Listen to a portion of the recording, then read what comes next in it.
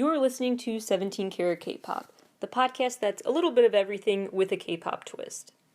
From pop culture critiques to the history of K-pop to interviews with people in the K-pop industry and K-pop artists themselves, to concert and album reviews, to a deep dive into the discographies of different K-pop artists, to K-pop news updates, to stories about the music industry more broadly. This show tries to cover everything about K-pop and K-pop as it applies to the larger music and concert scenes.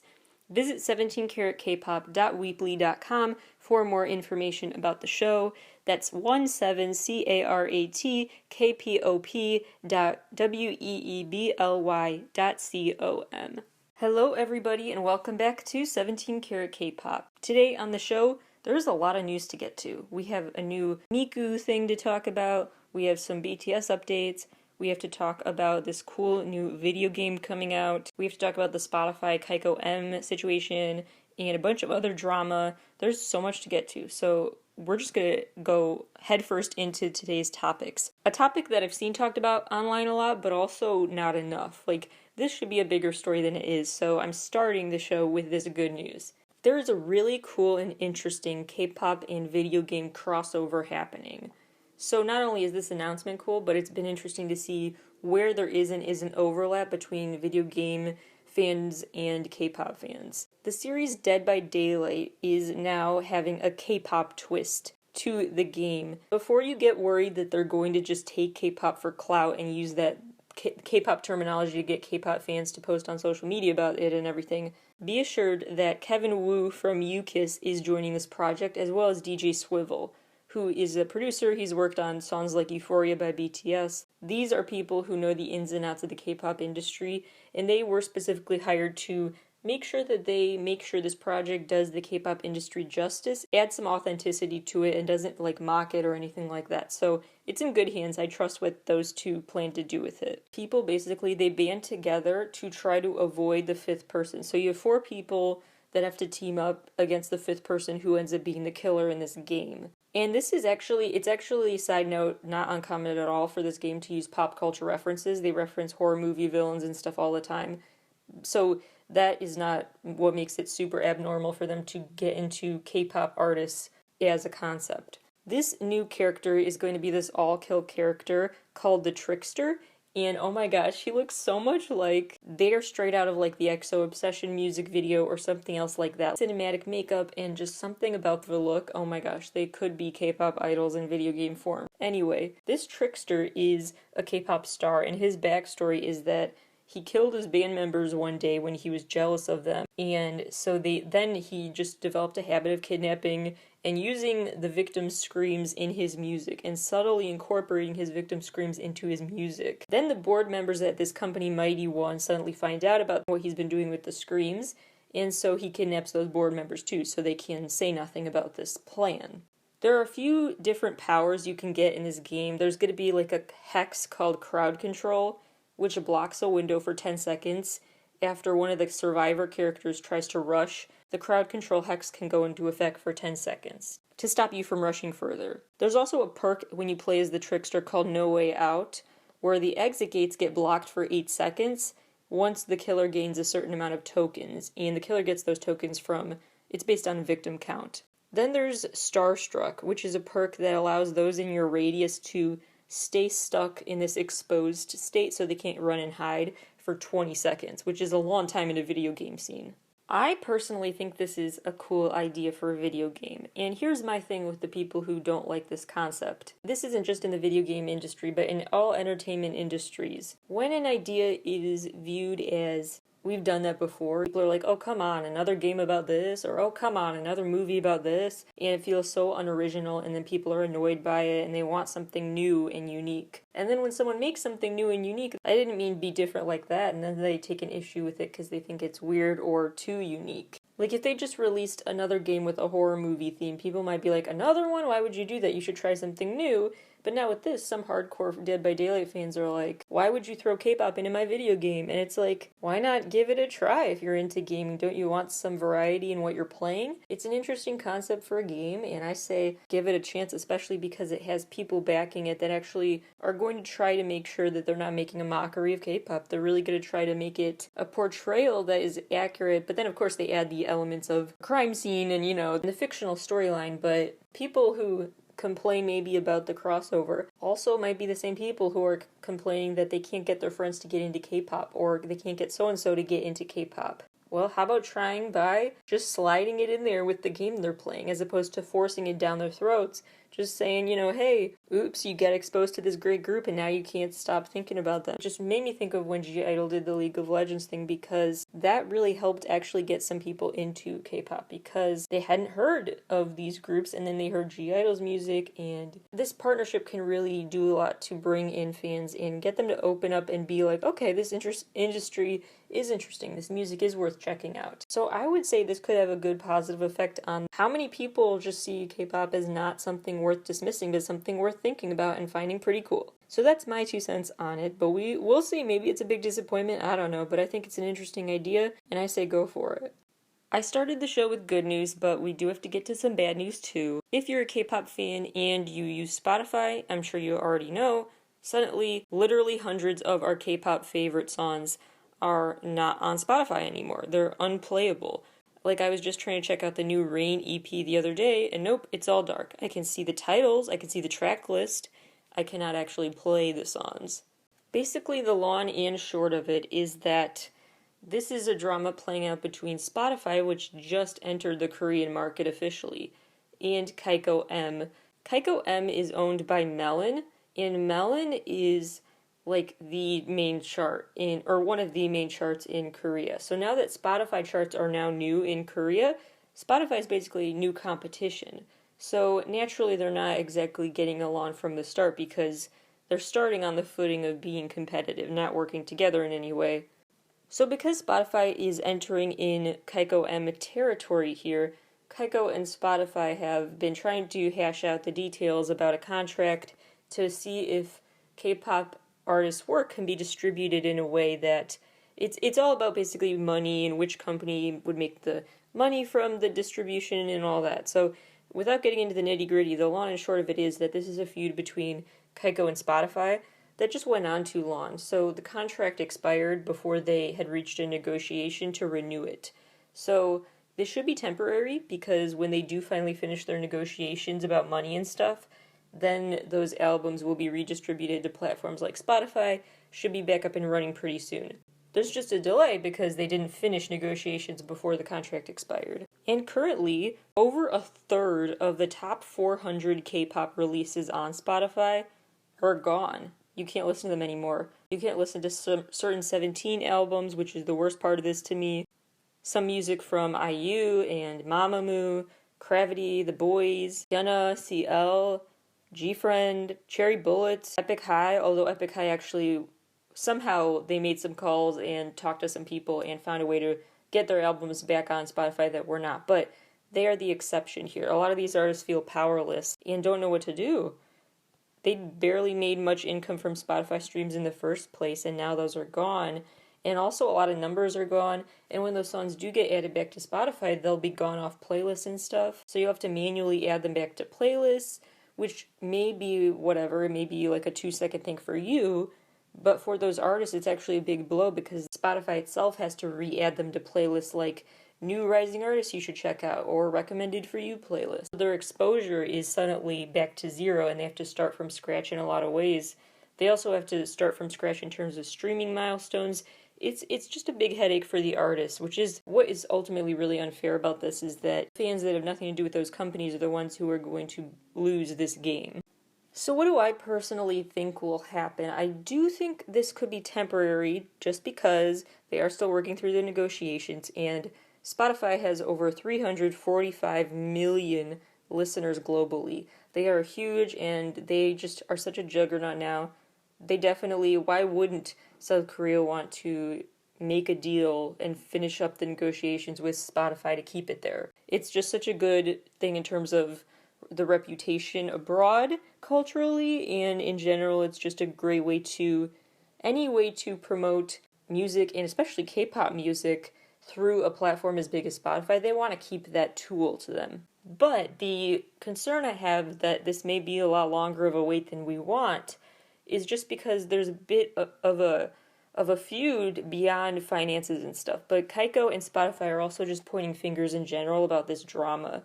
Spotify first issued a statement saying they were working with Kaiko M to reach an agreement. Then Kaiko issued a rebuttal statement basically saying, no, Spotify is the one who basically were the guilty party here, chose to end the agreement and won't negotiate anymore with us. More messiness for story number 3 about a rise in sudden school bullying allegations. The backstory is that there were these 2 famous twin volleyball players in South Korea who were accused of school violence. In the USA, if you do something wrong when you're a kid in school, and then someone finds out and says, you don't deserve the fame you have today, look at what you did, and you never showed remorse for those actions.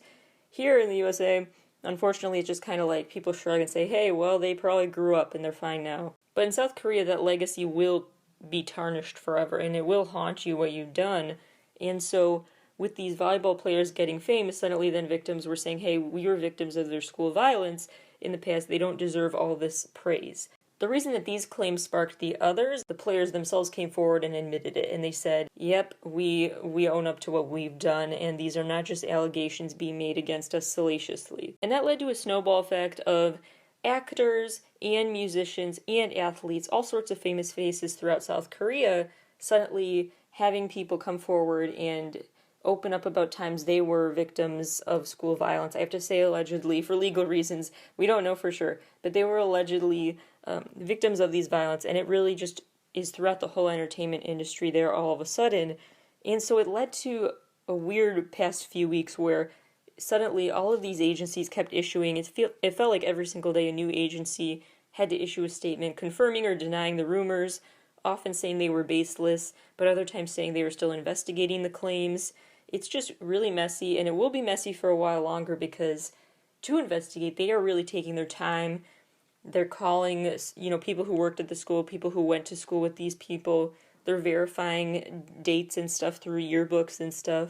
Collecting records about these incidents that happened years ago, reviewing footage from the hallways or whatever they're doing, it takes up so much time and resources, and it's so hard to distinguish between what's meritless and what deserves your scrutiny. Meanwhile, it's having a tangible effect on these stars while they're getting investigated. Because if someone said, mean to me when I was younger, and it gets disputed, that's still a reputational harm because of that interim period where they're busy investigating. They say, we can't say for sure that happened, and that person just defamed our artist. So in the meantime, then the artist is pulled from the public eye, basically, and it has to go on a little hibernation, fame-wise, for the reputation of the company and the band and whatever. So a lot of the agencies, more often than not, seem to be disputing this and saying that's not true. Ki-hyun from Monsta X was one of those people cleared. Others who have been accused include Soojin from G-Idol, Hyunjin from Stray Kids, and that led to advertisements for the brand Clio being dropped, at least temporarily. And then there's 17's Mingyu, and due to that controversy, now suddenly all of his 17 promo activities are on hold, and the premiere of a new Going 17 has been delayed. There is currently a movement in South Korea that's bringing attention to the amount of bullying in schools and what they perceive as a lack of action. Some psychologists have been reported saying in the past few days is they think this is just a response to that movement, that people are feeling emboldened now to speak up about mistreatment in schools, and so maybe some suppose that maybe it's not that they were bullied by these big celebrities, they were bullied by a nobody, and they felt like they couldn't get any attention on their case without having a big celebrity be a part of the story. And so the celebrities are being used as scapegoats to get more attention on this issue. In 2019, the reported number of bullying incidents in schools in South Korea went from a previous 37,000 to 60,000 incidents. If you're under age 14, you can't be punished in a criminal way in any way in criminal court. So some people say that's too lenient, and by age 14 you should know better. The Prime Minister has officially said, hey, we recognize we have some structural issues to take care of. bullying has been tolerated and belittled as an issue way too often in our schools. So my take on this, I'm not going to speculate about people's experiences or what happened or what didn't. There's just so much messiness and unknowns. But it would make sense to me if it was just a call to action, more broadly speaking, and that is something that ought to be looked at. And it's just an interesting, different way to handle things. I won't go on and on too much more about this, but I could go on for hours debating and wondering, where do you draw the line with past behavior from people? When do you say we moved on, like in the USA, we're very quick to do that, versus really stopping and saying that was wrong and you need to be punished still for that? Where to draw that line of when it's well, not when it's acceptable, but when a certain punishment is acceptable or let bygones be bygones. It's just a really tricky thing to talk about. Because I myself was bullied in school, I know what that's like, and I know that it is an issue that's belittled too much. Whenever anyone does anything wrong, it's kind of brushed aside as just kids goofing off or whatever. It's just interesting because years down the line, if I saw one of my bullies get famous, would I bring up the fact they were terrible in middle school or high school? I don't know. I am still mad, yeah, but I don't know if I would say they never deserve to move on with their life and become a better person and go for their dreams. I don't know. I don't know what kind of vengefulness is needed. There's just a lot of morally tricky situations happening here. Unclear about how that will affect K-Contact appearances, but that's another thing I'll keep you posted on. So let's talk about K-Contact Season 3 because the lineup is now final. This season includes AB6, ATEEZ, Hyuna, Kane Daniel, Lee Jin-hyuk, Luna, Mamamoo, P1 Harmony, SF9, Sunmi, TOO, Ace, B2B, Dreamcatcher, JO1, Jessie, Stray Kids, TXT, Everglow, ITZY, ENHYPEN, Woods, Ha Sun-woon, iKON, The Boys, and Oh My Girl. And special guests include friend of the pod Rainer, and Eddie, Ellen and Brian, and Susie Kelly. So you can have a special Zoom meet and greet with them this year. The behind-the-scenes content that you order, if you order a certain package that gives you behind-the-scenes content, that won't be out until April, so stay tuned for that. Japanese and English subtitles will be available in real time as usual. Part of the money will be going to the Learning Never Stops campaign. No matter what package you buy, part of that money is going to this campaign that is helping make sure that kids who are out of school due to the pandemic still have resources to keep learning. Instead of 2 options, this time they have 3. K-Contact regular package, $20, the $25 K-Contact Plus package, and the $35 K-Contact Premium package. If you want my recommendation for which package to buy, I would say go for cheaper this time because I bet they'll have an even bigger lineup for another summer one because I have a feeling the in-person K-Con will be canceled yet again this summer. So I would just keep in mind that's coming, so be aware of that when you're deciding how to spend your money for this one. But that's just my 2 cents. Speaking of the virtual event world, Miku has an animated series finally coming. Again, shameless plug I always do with Miku stories. If you want to hear more about Miku, go to the episodes of my shows called the AKB48 Vision, Holograms and a Redefining of Reality, Miku, Michaela, and more, and If I Could Turn Back Time, If I Could Find a Way V. Those are the best ones to go to for more Miku content. Anyway, this is officially going to be carried out by Krypton Future Media, who made Miku, and Graphic India and Carlin West Agency, who've worked with Yu-Gi-Oh! And Pokemon in the past.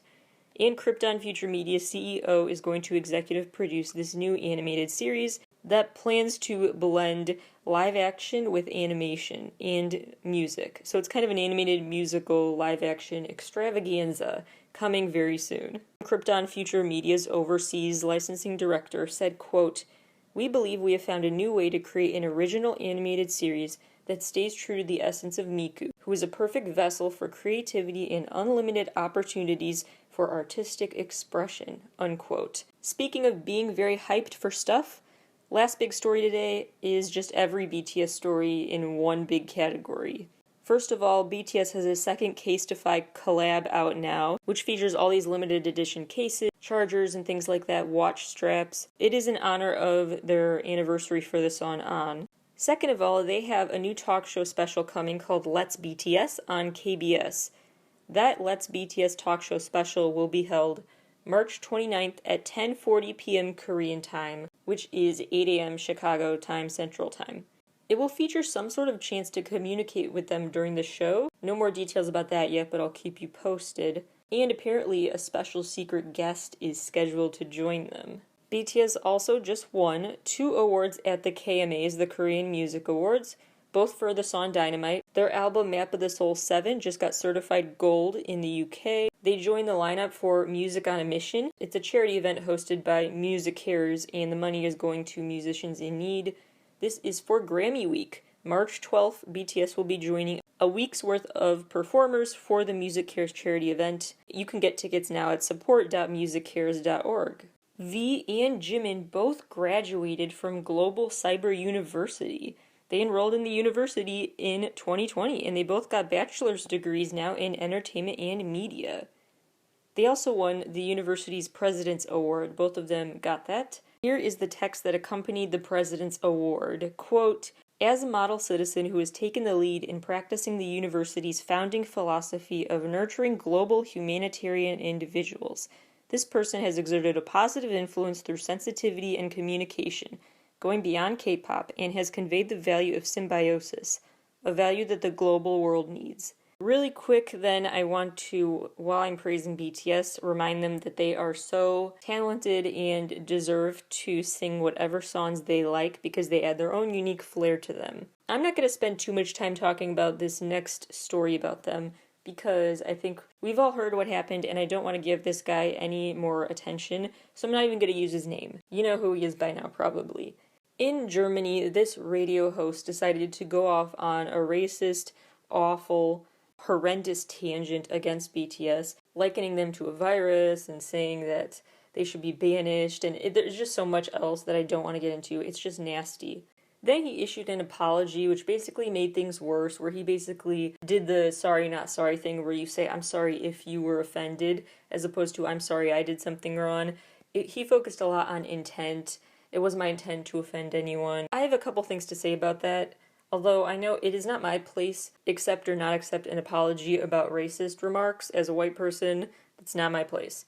But what I will say is that what really is frustrating with some of these apologies from people like this guy is the focus on intent. Impact needs to be looked at because so many people hide behind ignorance.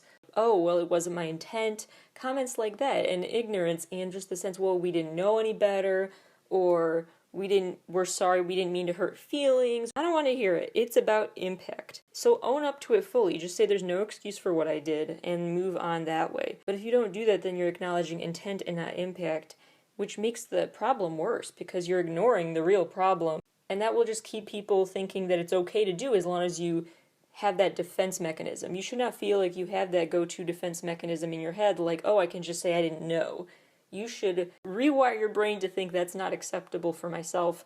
I need to set higher standards for myself and focus on the impact of what I'm about to do, not the excuses I could fall back on for what I'm doing. So that's the first part of my mini rant here about what makes this apology awful. My second thing is that underlying his criticism is flat out racism. You can't get around it. You can't say, when there are times like these, you can't say, oh, you're making it about race, because it just intrinsically is. Certain comments you can't detach from their history, because that would imply that history does not inform the present day. And if history didn't inform the present day, then we wouldn't have the rampant anti-Asian racism that we do have today if we suddenly got rid of the past. And because we still have those issues, it just shows you can't divorce the topic from its past, because that is also our present. Therefore, no one is making something about race. It just is, and you can admit that, or you can shield your eyes to that fact. And in this case, some people are trying to shield their eyes from that fact. But you can't ignore the fact that this guy is telling an Asian boy band to stop singing what he calls a terrible cover of a white band's song. It's just not right. And personally, I think BTS did a beautiful job with their cover of Fix You by Coldplay. That's what he was talking about. That beautiful cover he had issues with. And you can't just say he had issues with the cover. Because first of all, it was beautiful, no issue there. But second of all, you can't just say that and not get the fact that he's mad that this specific band sang that specific band's song, and he viewed that as virus-like. It's so bad. And that is just rooted in so much racism. Mini rant over, but I just wanted to call that out and bring attention to the fact that these things are not uncommon. Still, no matter how big a group gets, it just goes to show they will still face these obstacles because radio hosts across the world are belittling to BTS's success and criticize them all the time and wonder what they're all about. And instead of learning what the big deal is, they just decide to be mad about it and get so mad. Like, they really need to calm down. Maybe they should listen to some BTS music because that helps me calm down. Alright, rant really over for now. Some miscellaneous rapid-fire headlines for you. Tableau's new audio diary collection of sorts is available on the Mindset app, and you can listen to the first episode for free, just like you can download the app for free. Only one of have officially decided on a fandom name, and it is Lyon, Lyon. True to form, the only letter capitalized is the O. Every member of SF9 decided to renew their contracts with FNC Entertainment. They weren't set to expire for quite a while, but it's still reassuring nonetheless that they all renewed their contracts. Sad news, 7 o'clock abruptly disbanded with no real specific reason given. They debuted back in 2017, so they did have quite a good run for a rookie group. A lot of rookie groups only may last for one hit song or 2 years tops, so 4 years is pretty good, but still very sad. They were one of my first interviews, one of the first guests we had interviewed for 17 Carat K-Pop, so wishing the 7 o'clock members all the best in the future. Chanyeol from XO is enlisting in the military March 29th. Blackpink are the new PR ambassadors for the UN's Climate Change Initiatives and Conference. The Now That's What I Call Music series, remember those? It's still happening, and they finally have a Now That's What I Call K-Pop version. One of my many J-pop queens, Kodakumi, has a new release on the way to celebrate her career anniversary. On March 10th, it will become available, her latest live concert DVD, also available on Blu-ray. Remember those too? Blu-ray DVDs and Now That's What I Call Music. What a day. Dreamcatcher has a new online concert coming up, which is really interesting what they're doing concept-wise. They're doing a dual showcase. So part 1 is called Utopia. That show you can watch March 26th, 10 p.m. Korean time. Or you could go watch Dystopia, which is their show that will be having a much darker theme naturally, Saturday, March 27th, 10 p.m. Korean time. Tickets and streaming is all through My Music Taste. Him-chan from BAP has been officially found guilty, sentenced to 10 months in prison, and he also has to complete 40 hours of sexual violence treatment. In much better news, some stat updates. ATEEZ's Zero Fever Part 2, their brand new album I just went on about on the last episode, topped the iTunes charts in 36 regions around the world, maybe more by the time this episode airs. And their fireworks video is already at like 10 million views as of recording time. Luna's video for Star just surpassed 10 million views as well. Kai's video just surpassed 60 million views. In more J-pop queen updates, Garni Delia's video for Gokuru Jodo has officially surpassed 70 million views. That's her best song, my favorite song of hers ever. Very excited to see that milestone. August D's Dechita video is the first August D video now to surpass 200 million views. EXO's Coco Bop surpassed 300 million views. Yuta from NCT just surpassed 5 million Instagram followers. And Bam Bam surpassed 13 million Instagram followers. One more final update before I go. There is still a huge water crisis down in the south in the USA, especially in Mississippi, in very poor neighborhoods that has not been getting the same amount of attention as the issue in Texas, but also in Mississippi, the pipes froze and then burst, and there's a lot of water damage. There's a lack of the ability to drink clean, fresh water. They have to boil water still, and it's going on over 2 weeks now that they haven't had working water, even if the power's back on, and oftentimes that's still not on. It's quite a mess still. There's so much damage to repair in Mississippi, and so if you want to donate to them, that would really help, as well as just spread the word that it's happening, because so much more attention is being given towards Texas, and Mississippi deserves your attention too.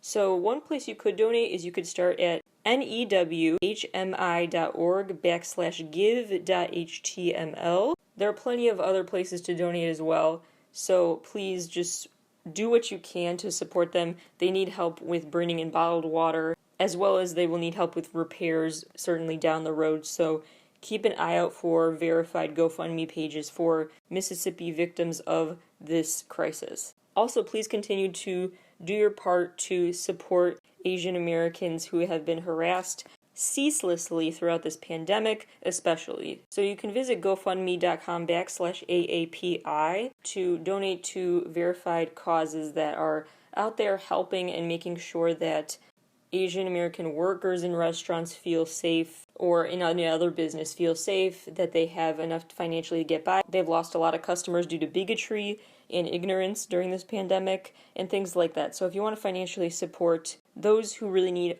our help right now, there are so many ways to do so. So please start there, but don't just start there, don't end there. Thank you all for listening to the show. New How to Stand will be coming, and then new 17 Carat K-Pop all next week.